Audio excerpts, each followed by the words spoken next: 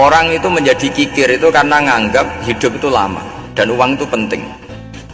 Kalau zaman Nabi itu sederhana kalau melihat hidup.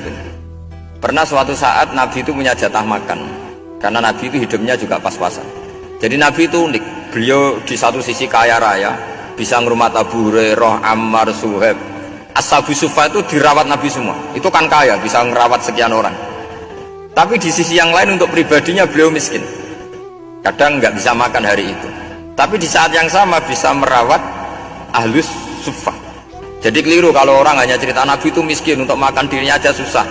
Itu keliru. Kelirunya kalau tidak diteruskan, tapi Nabi mampu menghidupi Ahlus Sufa. Singkat cerita, jatah makannya Nabi itu dikasihkan orang ketika Nabi tanya, ya Aisyah, makanan jatah saya di mana? Oh ya Rasulullah, tadi ada orang minta tak kasihkan, maka makanan itu habis. Apa kata Nabi? Kamu salah Aisyah.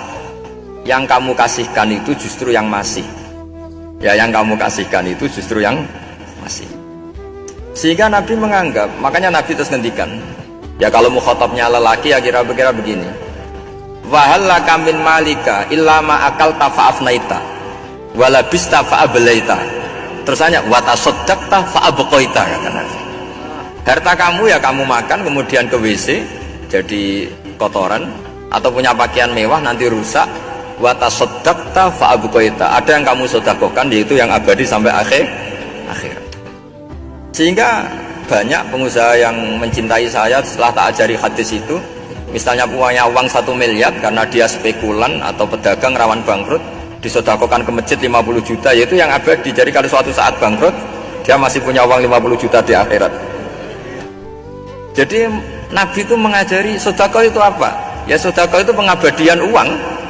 Kalau kita kan enggak, bilang sedekah itu nguras uang. Itu pikirannya setan, dan pikirannya orang Islam. Itu cara berpikir setan, bukan cara berpikir umat apa? Sehingga Sayyid Ali Zainal Abidin itu kalau ada orang minta, kemudian beliau ngasih, itu beliau bilang gini, marhaban biman hamala zadi ilal akhirah. Matur nuwun nggih jenengan sing beto sangu kula nate. Jadi dianggap teller saja. Orang yang minta uang beliau itu dianggap tukang nyatet bank ini. Karena sudah ditabungkan, ya sudah. Kalau kita kan enggak, wah pengemis tuh ganggu gini-gini.